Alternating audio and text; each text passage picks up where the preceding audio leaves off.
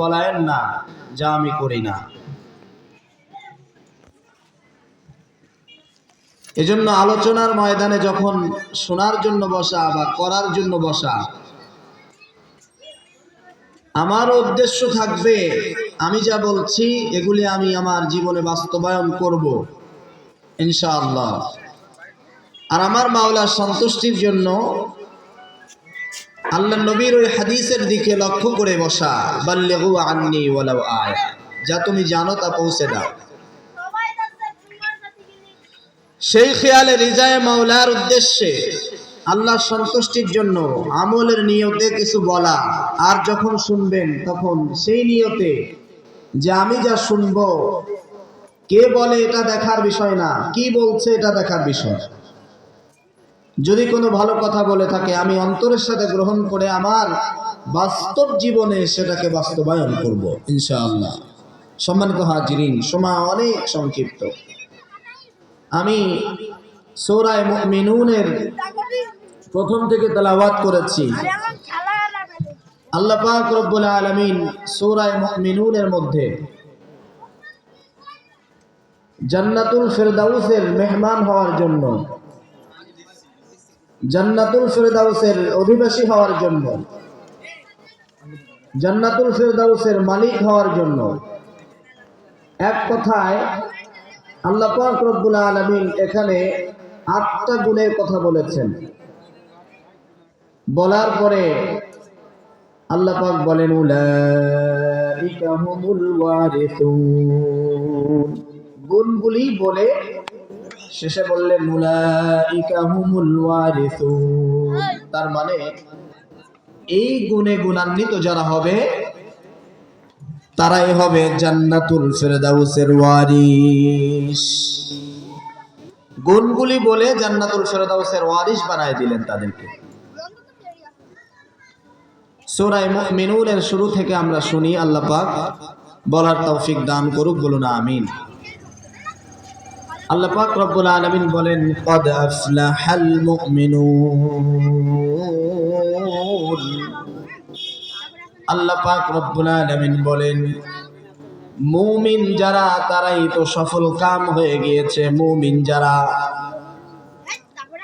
যারা মুমিন তারা তো সফল কাম হয়ে গেল।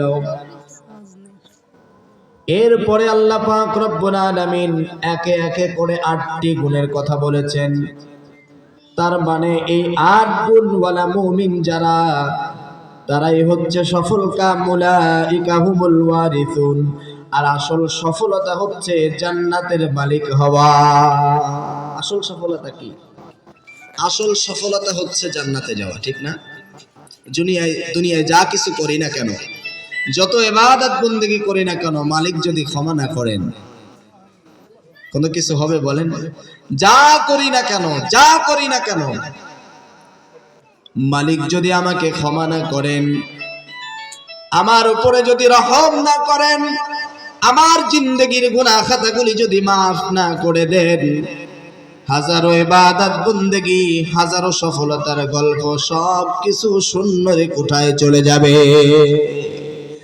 আর মালিক যদি মেহেরবানি করেন, আল্লাহ পাক যদি আমাদের গুনাহ খাতাগুলিকে মুছে দেন, এর থেকে সফল কামিয়াবি আর কিছুই হতে পারে না। এজন্য দুনিয়ার টাকার পিছনে আমরা দৌড়াইয়াম, আমার জীবনের অমূল্য সম্পদ সময়টুকু নষ্ট করি দুনিয়ার সফলতার জন্য।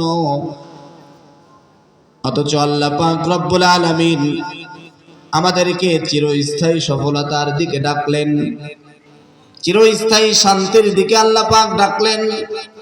এজন্যই তো আল্লাহ পাক রব্বুল আলামিন বলেন ক্বাদ আফলাহাল মুমিনুন।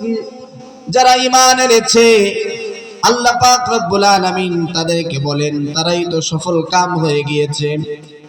এরপরে আল্লাহ পাক রব্বুল আলামিন 8টা গুণের কথা বলেন।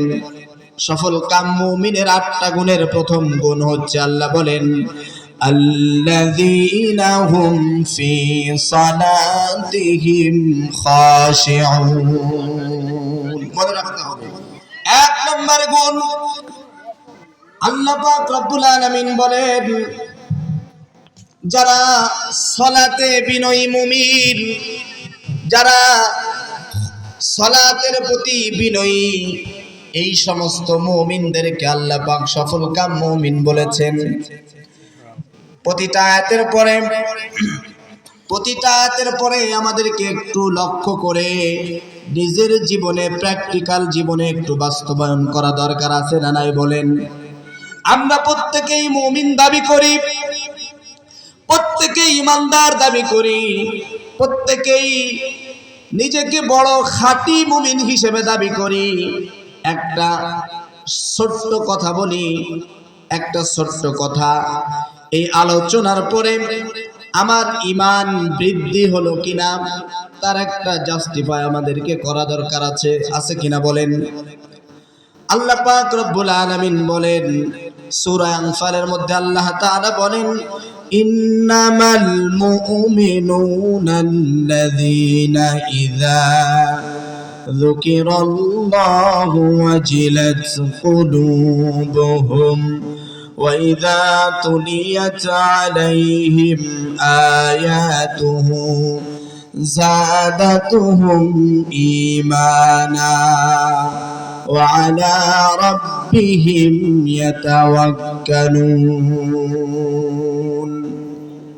আল্লাহ পাক রব্বুল আলামিন বলেন, যারা মুমিন, ইন্নামাল মুমিনুনা আল্লাযীনা ইযা যুকিরাল্লাহু ওয়াজিলাত কুলুবুহুম, যারা মুমিন তাদের সামনে যখন আল্লাহর জিকির করা হয় বা আল্লাহর নাম উচ্চারণ করা হয় বা কোরআনে কারীমের কথা বলা হয়,